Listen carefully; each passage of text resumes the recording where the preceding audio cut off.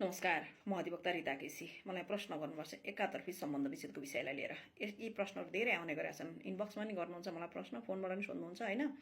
अब एकातर्फी सम्बन्ध विच्छेद भनेको के हो त होइन भन्दाखेरि तपाईँको एकतर्फी भनेको चाहिँ कस्तो हो भन्नुहुन्छ भनेदेखि श्रीमान या श्रीमती दुईजना मध्ये एकजना जसलाई अन्याय परेको छ अथवा जसलाई चित्त बुझेको छैन, अन्याय परेर चित्त बुझेको छैन, उहाँले चाहिँ के गर्नुहुन्छ त अदालतमा सम्बन्ध विच्छेद गरिपाउँ अथवा अंशसहितको सम्बन्ध विच्छेद गरिपाउँ भनेर अदालतमा मुद्दा दायर गर्नुहुन्छ, सम्बन्धित जिल्ला अदालतमा होइन।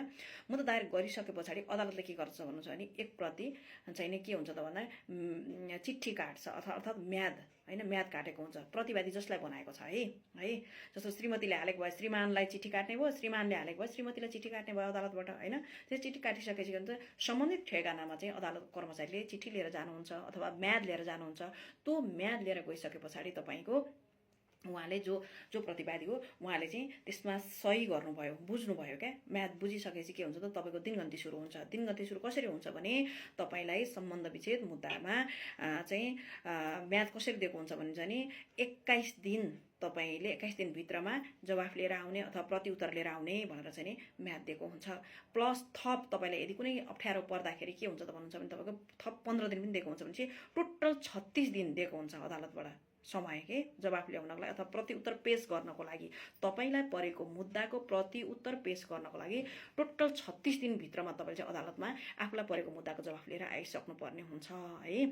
जब तपाईँ त्यो चिठी अदालतको कर्मचारीले लिएर आएर बुझाएको चिठी अथवा म्याद बुझेर पनि साइन गरेर पनि तपाईँले त्यो 21 दिन प्लस 15 दिन कटाएर म्याद गुजारेर चुप लाएर बसिराख्नुहुन्छ भने तपाईँले के भयो त तपाईँलाई लागेको मुद्दा स्वीकारेको भयो। हेर्नुहोस् है, तपाईँले जवाफ ल्याउनु भएन। जवाफ नल्याइसकेपछि के हुन्छ त मुद्दा त एकतर्फीबाट अगाडि बढ्छ मुद्दा है। 36 दिन गुजारिसके पछाडि एकतर्फीबाट अगाडि जान्छ। एकतर्फीबाट अगाडि जाँदा के हुन्छ त भन्दाखेरि तपाईँलाई जुन आरोप लागेर चाहिँ जस्तो यस्तो गर्यो मलाई, ऊ गर्यो, त्यो गर्यो, उयो गर्यो, त्यो कारणले सम्बन्ध हुनुपर्छ भनेर नै हालिन्छ होइन। अनि त्यसो भइसकेपछि तपाईँले के भयो त ती गरेका कुराहरू सबै स्वीकारेर बस्नुभयो क्या है। तपाईँले त होइन मैले गरेको छैन, मलाई झुटो आरोप लागेको हो, त्यो कारणले गर्दाखेरि म यसरी आएँ भनेर तपाईँले जवाफ ल्याउँदाखेरि दुईतर्फीबाट चाहिँ अगाडि मुद्दा जान्थ्यो। तर तपाईँ चुप लागेर त्यो 36 दिन गुजारेर बस्नु भएको छ नि, तपाईँले स्वीकार्नुभयो, तपाईँले लागेको आरोप सबै स्वीकार्नुभयो।